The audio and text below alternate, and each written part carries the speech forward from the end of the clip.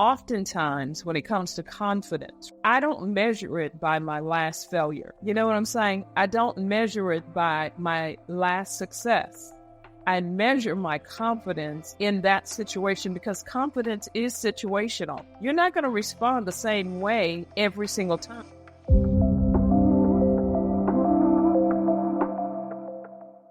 You're listening to the Driven Introvert Podcast, a faith-inspired space for purposeful introverts who are ready to step out with courage and pursue their big ideas. If you are an introvert who is tired of letting fear dictate what you do and how you do it, then this podcast is for you. I'm here to remind you that the life and work you've dreamed about is possible, and your unique personality is not a limitation to achieving it.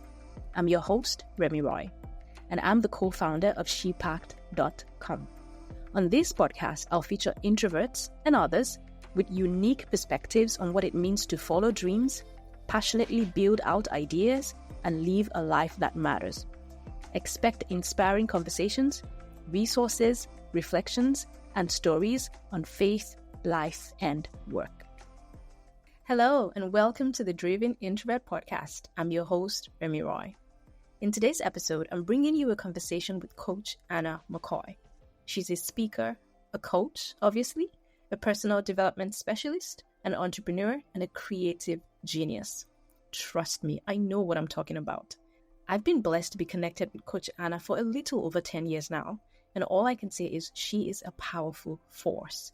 She's been a tremendous influence in my life, given me opportunities, spoken life over me, and given me very specific guidance as my coach. And I'm beyond excited to dive into this conversation. I know that you'll be blessed, encouraged, and challenged to develop your confidence and continue to pursue your God-given purpose. We discuss what it means to develop and work in your inner confidence and the power of empathy and practice in showing up as a self-assured woman. We delve into the power of AI, yes, and how it can drastically improve your workflow and output as a woman in business. We also talk about why the exercise of envisioning your ideal scene is crucial to achieving your goals and big ideas. We also offer you a special invitation at the end, so be sure to listen all the way through for the details. Let's go. Hi, Coach Anna. Thank you so much for joining me on the podcast today. Thank you so much for having me, Remy. I'm glad to be here with you all. Oh my God, I'm so excited. This is the first guest interview we're doing on the podcast. And yeah, I know it's going to be a great conversation, so I'm excited to dive into it. I want to start with just a trip down memory lane, right? I think about the first time that we met. It's so funny. I think it was sometime in 2011 or 2012, if I remember correctly. That was when you came to Nigeria for a conference I was working at the time. Yes, with Sister B. And I remember that because some of the team members came to the airport to, get you from the airport. And I remember pictures from that. And I remember thinking, oh my God, who is this woman? Because I saw one of the pictures, you were wearing like cargo pants and like a white shirt. And you were doing I think in this particular picture, you did the Usain Bolt pose. Yes. I was mind blown. Because I was like, who is this person? I mean, you have to understand, I grew up in a culture that we're pretty formal. Yeah, we're pretty formal in my culture. And if you are a certain age, you expected to behave, accordingly, so to speak. So you blew all of that out of the water with your energy. And I was so... I don't even know what word to describe how I felt. And I remember coming to the hotel room and meeting you for the first time. And, you greeted everyone and you gave me a hug. And I remember just thinking, I don't remember the words that you said, but I remember how I felt. I remember the presence, your presence at that time. And I couldn't help but think, oh my God, this is an amazing woman, number one. But I did a comparison there. And this comparison that I did, it's not a sad one, but I just felt like, how do I become this woman? And when I say this woman, I didn't mean you, because thank God I had the presence of mind at that time to know that I'm not trying to be anyone else, but because seeing your confidence and seeing you as somebody at the time, it was so clear to me that you were self-assured. You knew who you were. Like you were like a round peg in a round hole. Like you got it, And I was thinking, how do I become that person? How do I figure out who I want to be and how do I get there? Like I could see that my reality at that time was so far removed from the expectation that I had for myself, Yes. And I could see that difference. And it was such a difficult time for me because I was young-ish. I wasn't that young. And I wasn't, confident. I was very uncertain. I had a lot of insecurities. And I still do, newsflash.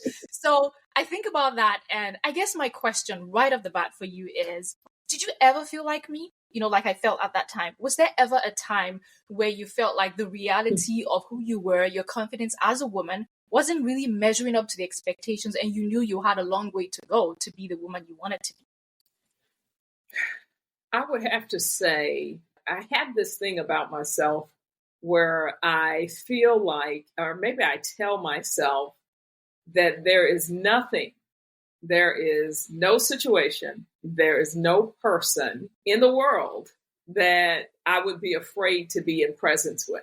Right now, this is interesting because I learned at a very early age, and I had great mentors, right? And probably maybe even prior to that, when we think about confidence, I've always felt like I was a confident person. Like I just wasn't afraid. And I think confidence, when we think about it, it's connected to fear, right? Because confidence are the things we do at a specific moment. It isn't something that we do the same every time we face a moment. And I think for me as a young girl, I never really felt a lack of confidence. I don't even know, honestly, what that feels like unless I'm afraid in the moment, right? So that's the first thing. And it's not like I haven't had challenges because we certainly will talk about those, but they're usually not in the way of me ever feeling that way. I felt an impact on my confidence when I wrote in my book, Woman Act Now, 2 things that happened to me as a young girl that we would probably say shattered that confidence, right? And that was I had a physical challenge or a medical issue with having Bell palsy or strokes at the age of 9 and at the age of around 13 or 14. So in both of those cases, I felt less than because you could see it on the outside rather than who I was on the inside. But who I was on the inside, I think my mom was an amazing woman. My father was an amazing dad. And they let me, I don't know, I probably came here this way. They would probably tell you she was different. You know what I'm saying? And so, that would be my initial response to that. I don't want to get ahead of us, but yeah. I love that because when you mentioned that confidence is connected to fear, that's been my experience. I feel like we're on different, sides of the coin here. And this is great. I think that's what makes for a good conversation because I really want to learn from you. My experience has been that there's this almost like a background hum of fear and always feeling like I have more to do to measure up. So the moment by moment for me is, it's like all the moments are like, I'm afraid of every moment. I've come a long way from that. But the moment by moment for me is being afraid of every moment and figuring out how can I, in one moment, at least try to do something different from what my reality is, you know? How do I find those moments, where I can just shine despite all of the fears? Yes. Well, what I remember of you when we first met, I remember you being very shy, right? Absolutely. Kind, brilliant. You know what I mean? It's like you didn't take credit for things, but you could see primarily because Bidemi, she would say, no, that's Remy. No, she would give you your props and she would, without her, I couldn't do this or I couldn't do that, and it was very clear that you were an important part of that team and your ability to communicate and write the way you did was exceptional. And then when we had the opportunity, when you came to the States, I was elated that you were here because I knew this woman with all this talent and ability. And I've actually seen you just blossom, like from there to who you are today. And I think we have to be kind to ourselves.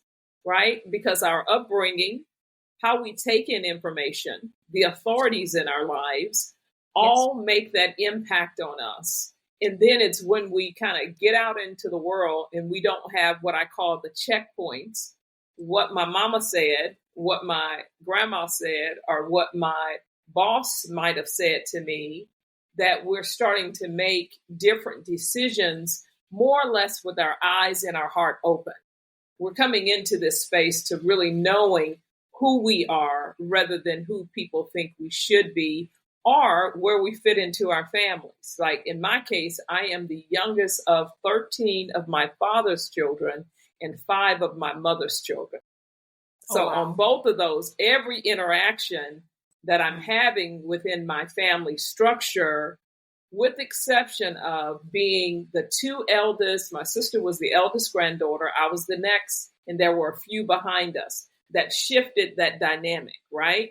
But for the most part, I was the youngest of all my family members, right? And that position in the family will create one of 2 things.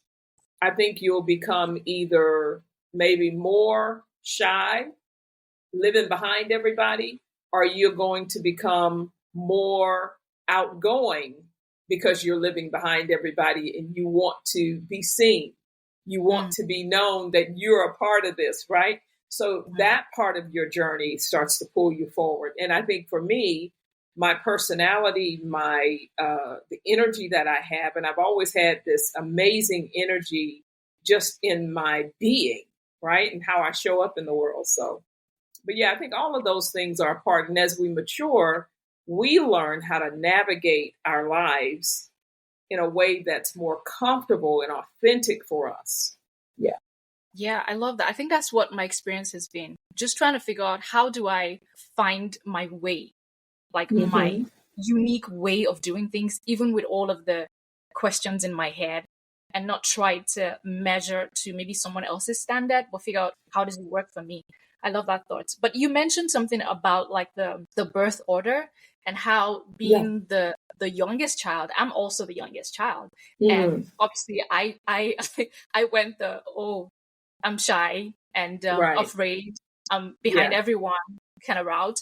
And I guess my question is, and my experience with that was, and being an introvert, and of course not having the language for it at the time growing up, but knowing that, I'm like shy and reserved, and having everyone tell me, you need to come out more, you need to come out of your shell, and making those comments. I'm curious, did you ever get you're too bold, or you're too confident comments on your side?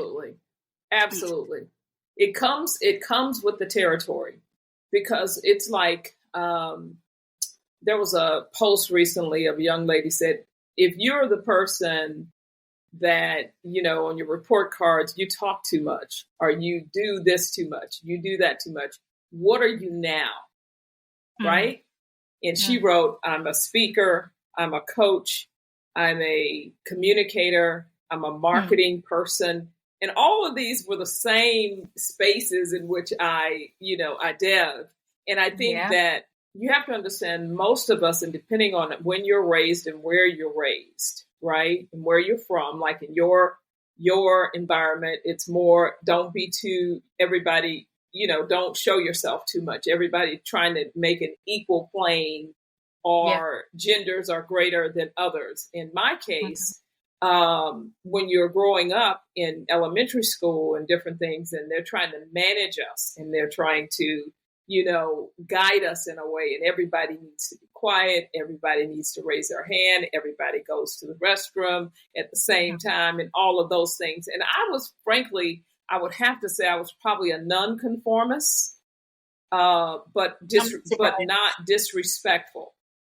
I was a very respectful person. My mom actually said to me, you were a very respectable child and a very respectable daughter, even until today, right? Just that love and that nurturing and that care. But I always knew that something's not right with this system. I don't know. It's just not right. And whatever I can do, I was a person that stood up for the underdog. You couldn't say anything to someone in my presence. You couldn't try to attack, or I'm not fighting, but I will try to negotiate a win-win. right? And so I had all of those personality traits at a very young age, and they just started to develop into leadership traits as I got older. But one of the most powerful experiences I've ever had in my life that I think was a foundation, a stepping stone that helped to navigate or to create this versatility in my life. I was 6 years old. A woman walks into our church, and she is running for state representative. This is around 1971 or so, and I'm around 5, maybe 6, going on 7. I'm in the choir that day. This is what's so important. I'm in the choir. It's a Children's Day thing, and I see her walking in. She's got this white suit on, and I've never seen anything like it in a Black woman that kind of looked like me. I'd never seen like an image of myself. Like, this is what I'm going to be like when I grow up, right? I love it. And when I saw, I said, I have to know that woman. She gets to the podium. She starts to speak. And I said, I've got to do that. This is who I am, right? And I've got to meet that woman. So she implores upon the church to support her in her election. And I mean, I'm telling you, with like weeks, I am bugging my mother and said, I need to go and meet this woman. The woman that came to church, I need to go meet that woman. I'm supposed to work with that woman. I'm supposed to be in relationship with that woman. My mom's like, girl, gone. This woman is trying to do what she's doing. And do you know that woman moved her headquarters, her campaign headquarters, down the block from my home, which I could walk to. The only reason why I didn't, because it was across a busy street, and I asked my mom, you have to take me. I'm just walking up there on my own. My mother takes me to see that woman. And I remember walking into her headquarters. It was in an old bank in our community, right? And I walk in and I see her, and she is larger than life. She is so, I'm thinking, whoa, this is like amazing. I walk right up to her and I look at her and I said, I have to work with you. She said, what? Who is this? I said, no, I have to work with you. I'm going to come here every day after school. Don't you worry about me. You won't have to correct me. You won't have to spank me. I'm going to come in here and I'm going to work to get you elected. She looked at my mother. She said, what is this? Right? And she said, I was 6 or 7 years old. I was born in 65. So 7. I was 7. I was first grade to second grade. And I told her, I said, I will come in here and do this, whatever I need to do, but I have to be here every day. So literally, this was my first interaction, and that woman is still in the state representative she's a state representative of Texas. And this is 52 years later, right? Oh my God. And she became my godmother. That then from there, I worked every election until I was a senior in high school. She brought me to the state capitol to be a page. She introduced me to other state representatives and senators in that environment. And from that one thing, she taught me so many things, right? She was the first person I ever went out to dinner with other adults in a like 5-star restaurant that I had to have the napkin, 4-course meal, all of this. And she was teaching me how to do these things, right? She taught me how to communicate confidently with senators and speakers of the House and all this stuff. I was just a page. I was in 7th grade. And I still have the picture of me as an honorary page. It's in 7th grade, dressed in my cute little plaid outfit. I mean, it was amazing. And so I had so many of these moments in my life. And another lesson that I learned about confidence, being in that environment, I was in the state capitol. I got on an elevator with her and a senator, a state senator, right? Got on that elevator and I was standing there. She was standing and he was standing on the side. And I recognized in the conversation where he made a mistake in communicating with me, right?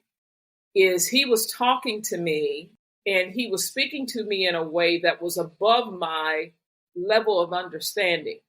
And it taught me something that I talked to her about later.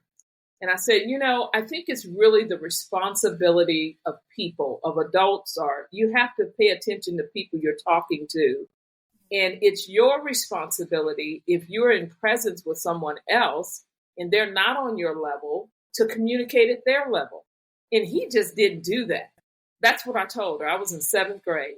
And I learned from that, even as I continue to move forward, that would be my responsibility as well. Yeah. And so it didn't impact my confidence, but it taught me that lesson that I don't have to try to figure like, I know this. The person that I'm with, and if they're far more advanced than I am, it's their responsibility. And so I don't know. That helped me along the way. Hi, friend. Are you enjoying the podcast? May I ask you a favor? Please take a moment to leave a review of the show wherever you listen to podcasts. Reviews are very important and help other people find the Driven Introvert podcast. I'd really appreciate if you could rate the show and also leave a written review. You can review on Apple, Spotify, or wherever you listen to podcasts. Thank you so much for your support. I really appreciate it. Now back to the podcast. Oh my God, I love that story. What I take from that as someone who has always struggled with speaking up and showing up is overcome that, whatever is holding you back is, and just take that step, because you never know just a cascade of events that can come from that. Look at all that you were able to do just by saying, I gotta meet this woman. And how many moments like that do we miss because we overthink it and say, they're not going to want to talk to me. Like, even as adults, we have these conversations going on in our heads. And I certainly have that all the time. There are things that I definitely have talked myself out of because I felt it's not right, or I can't do that, or it's going to look, or I'm afraid of how I would look to the person and all of that. That's an amazing story.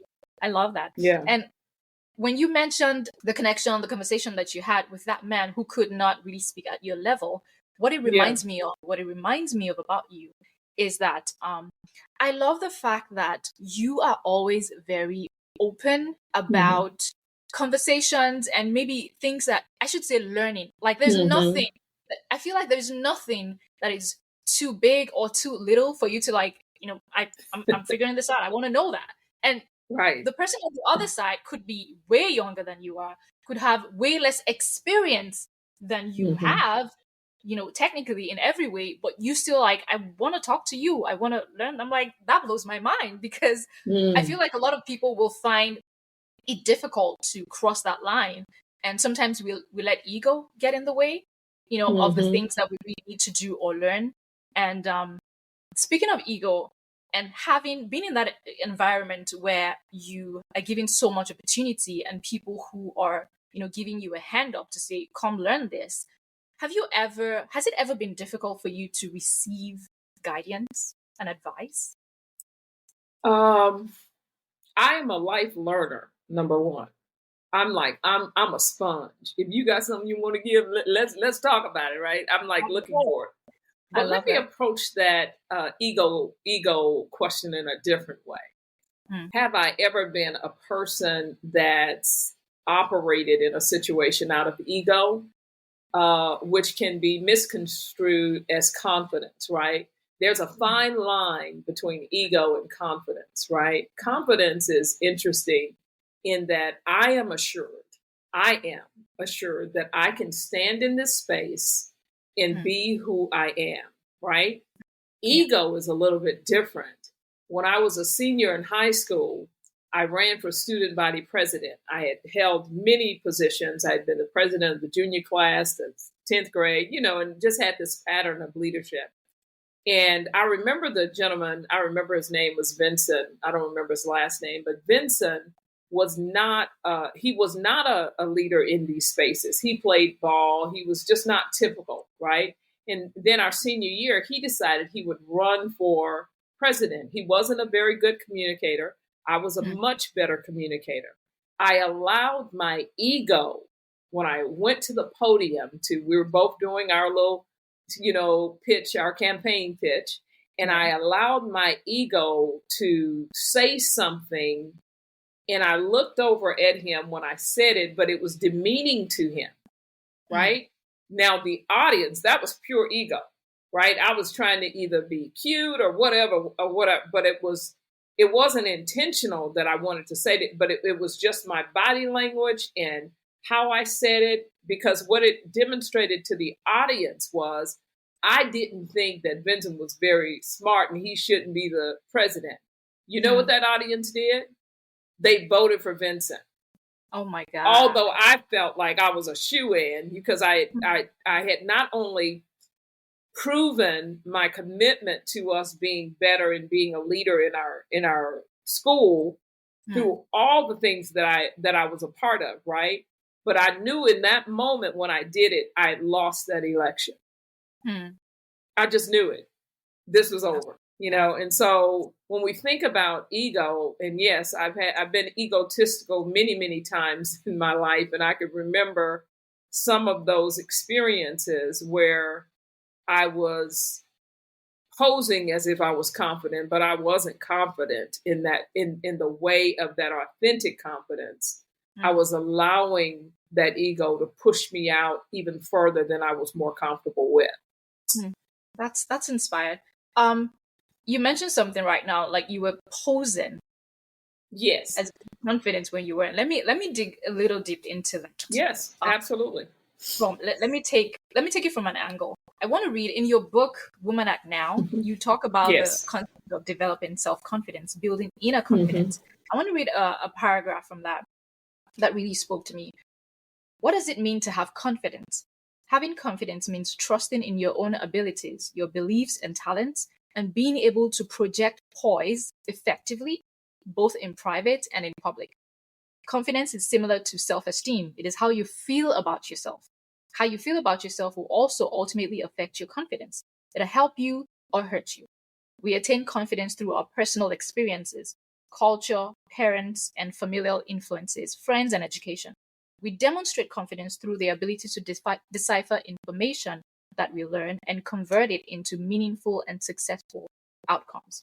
So I do have a question here, and it might sound like a weird question because this speaks to me, because my experience has been, it's taken the passage of time, like painful experiences, embarrassment, trial and error to actually build confidence. And I'm still like on the journey, right? It's taken a lot of time. And my question is, Coach, is there a hack?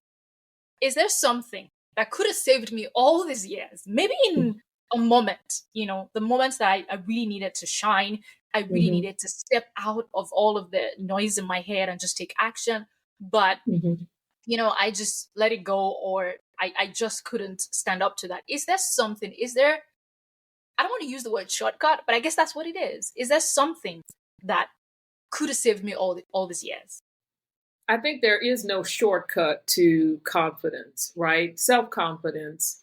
I think it comes, and even as some of the things that you read from the book Woman Act Now, when I think about this inner confidence, just like the example I gave about ego, these are the building blocks of confidence, right? It's our painful experiences, and it's also our highs, our winnings. Like when we win at something, and we like winning with Miss Thompson, asking her to work with her in her campaign at 6, kept me in a relationship with her until today.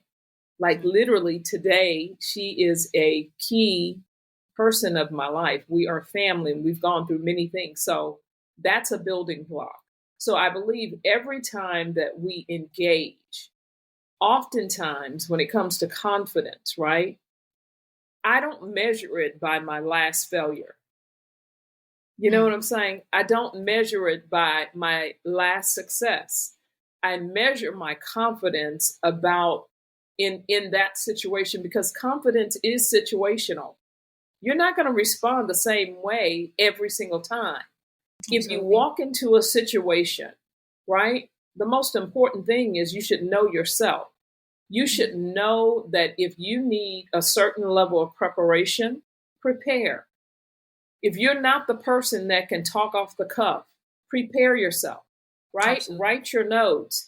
Be willing to communicate to the audience, when I say audience, don't think a lot of people. I'm talking me and you. We're talking. Yeah. And it's so easy if people would say, I want to get this right.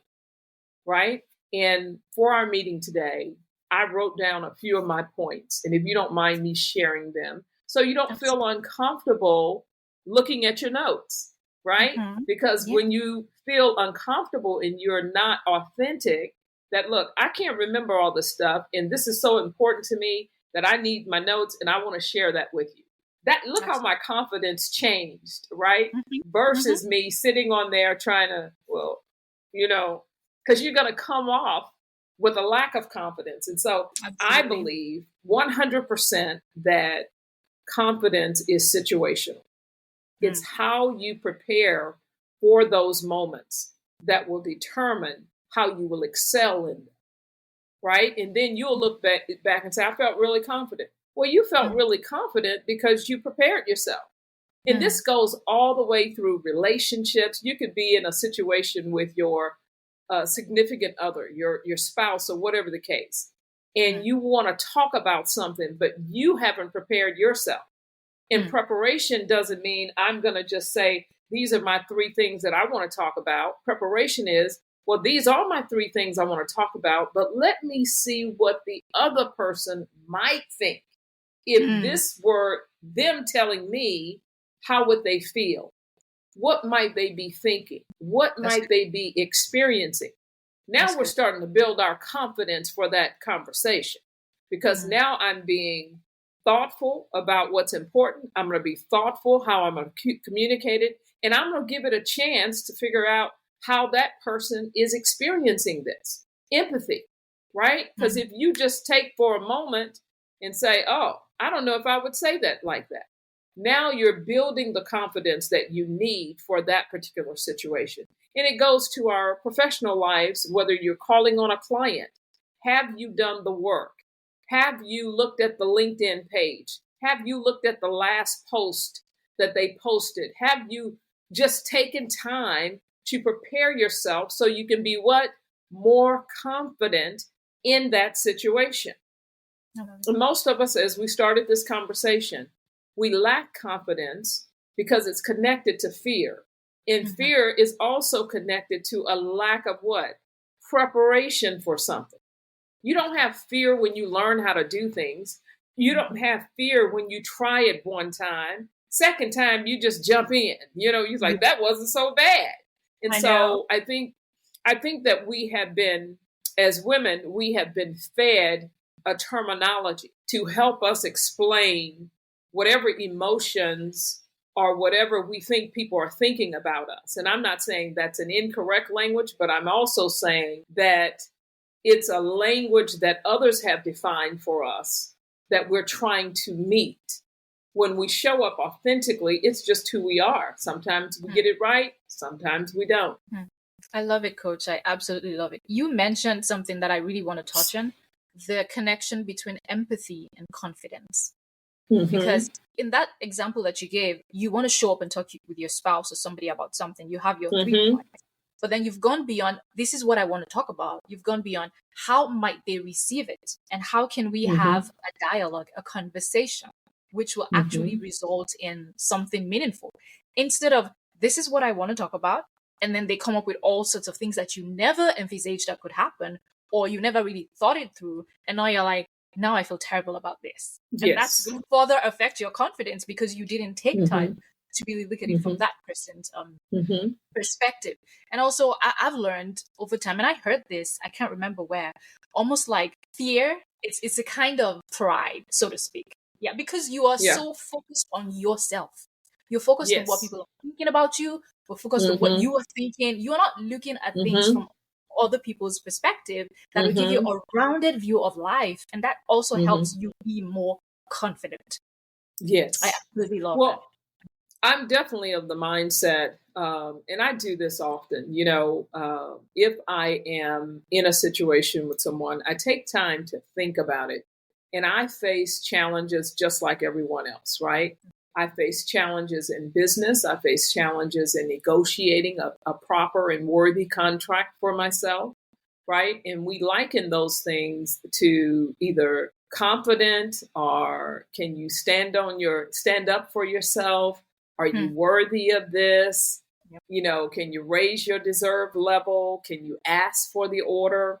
These are areas that when we think about confidence, are they really confident, or are we afraid of rejection? Right. And I learned long ago when I was in sales is that, you know, you got to figure out those objections. Right. And that's exactly what I just shared in those 3 points. And when we talk about empathy, empathy really makes us consider a different pathway of thought. You know what I'm saying? When you think about a situation, you're coming in your emotions, your beliefs, your feelings, your thoughts. They shape your emotions, and you then take actions. And that is the reptilian brain that just responds to things. A higher level of thought, or a higher level of maturity is a better word, is that, yes, I feel this way, but I need to pause for a minute and ask the question. If someone came to me and they were telling me as their best friend, this is what they were experiencing, what would it feel like? What would it sound like? And I think if we start to do that, we don't talk to our best friends in any type of way. Like if it's something we're really concerned about, we're sensitive, we're considerate. You know why? Because you value the relationship with that friend. You're more interested in the outcome of maintaining the relationship rather than satisfying yourself in that moment. Yeah, I love it. All right. You mentioned practice, and I want to go back to that a little bit because I have some stories that I want to share that has really changed the way that I view things by practicing these principles myself.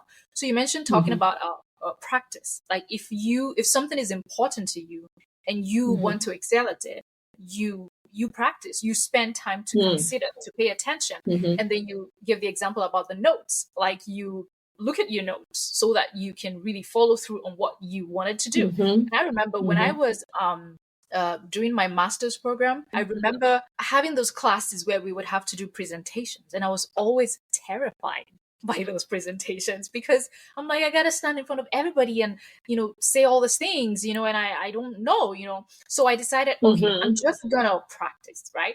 The first one, and keep in mind, this was my first time in the US. Like I had just landed in the US. I was fresh off the boat. I was green. It was like culture shock coming at me. Like it was difficult, you know, but I was like, I have to do this. I have to excel, you know, and I've always been like an overachiever. Like I want to excel. So I'm like, okay, how do I tackle this? And I thought, all right, I'm just going to go and, you know, I'm just going to write out my thoughts, everything that, you know, my notes that I want to share, and I'm going to practice it. And I will sit in front of my computer and I will practice, and I will record myself practicing, and I will record like, I don't know, 10, 15 takes. And by the time I've done that many takes, like I know what I'm talking about, right? I have it down. And I remember in class that day, everyone did their presentations, and the professor asked me, she was like, did you practice that? And my shoulders kind of fell because I thought, oh, I got caught because I had this feeling that maybe if I'm so good at, you know, what I'm doing, I shouldn't have to put effort into it, you know? And I was like, yes, I did. She was like, that's amazing. And she turned to the class and was like, I tell you, you need to practice. If you practice, I know you've practiced. You might feel like, yeah, I'm a good speaker. I know what I'm talking about. But if you don't practice, it doesn't come across as put together, like a you know, presentation that you've really given a lot of thought to. And I was like, oh, because I was expecting something else, you know. So that really taught me, okay, it's not wrong to take time to practice. It doesn't mean that I'm not good at what I'm doing because I take extra time to practice. And that really helped me. And another sort of like a flip side of the coin, when I was working, I remember I was working this job in digital marketing, and I felt like a fish out of water in that job. Like I could not, I could not thrive for whatever reason. I thought I guess that's when I realized that I don't like social media marketing from like a business or a corporate perspective. Like if I'm having to do it for a business or to just, I just don't like it. And that was hard for me because I could not thrive. It was so difficult to figure out how do I show up because I'm not really excited about the things that we're talking about. I don't love analytics. I don't like numbers, like all of those things just like over my head. And I had to ask myself, if this is the only choice that I have, I would have to step up and do something, right? But do I have a different can I just come up with a different reality for myself? And because that situation really affected my confidence, I had to step back and like, okay, what are my options? And how can I find myself in a space where I can thrive doing the things that I love to do? And sometimes it feels like a failure to me, like because I couldn't thrive in that space. And I guess my question to you is, I don't know if I'm looking for some sort of validation for my decision, but was that a failure? The fact that I could not thrive in that environment, I couldn't do the thing that I did for class and found a way to still shine and thrive and do my best in that situation? It actually sounds like a revelation. How so? It sounds like a revelation to you in knowing yourself, right? Yeah. And those things aren't failures when you make a decision, right? You made a decision to stick or quit. And sometimes that's the best decision that you can make, is knowing when to quit and knowing when to stick.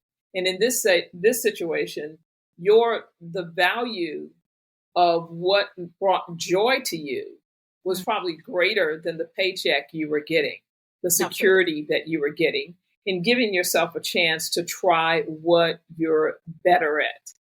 And you're still using similar tools, but you're just thriving because the energy of maybe the content, maybe the environment, maybe your freedom is giving you something different. So I don't see those as failures. Actually, I see them as great successes because you're in touch with yourself and say, this isn't working for me. And most of us would be more afraid to make that decision based on giving money, giving position, giving how you look to other people as a more important reason for staying. And I think you had the revelation. This is not for me, and I need to make this decision, and created an alternative path for yourself. I love it. Well, to set the record straight, I don't think I was bold enough to take that step. I lost that job, like I was let go. So I'm glad I was let go. They fired you? Yes. Well, not fired, because they had, I don't know, something happened and, they just had to downsize. So now, now this is a different conversation. Yes. The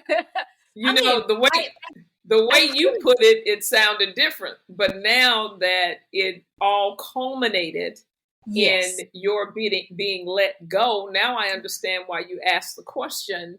Is that failure? It's connected to failure. It isn't failure in the fact that you have failed, but because of the culminating event, it can very much feel like failure. And you'll talk they kind of did they let me go because they had to cut back, or did they let me go because I didn't really like this and I really wasn't doing the best or excelling at it?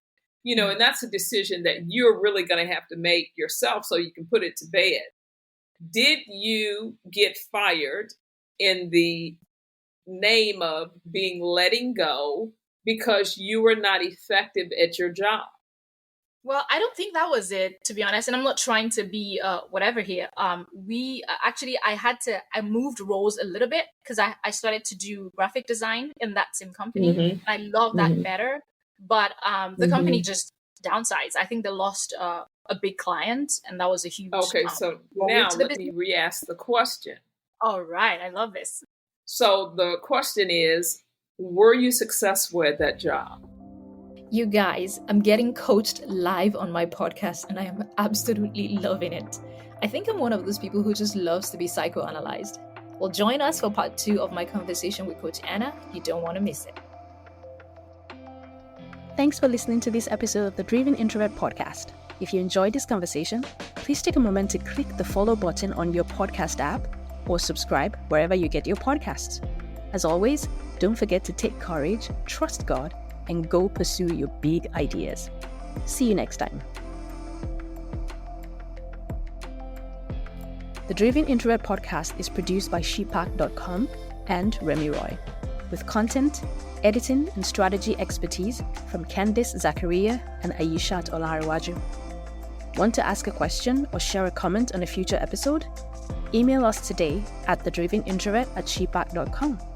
or click on the link in the show notes to record your question in a voicemail.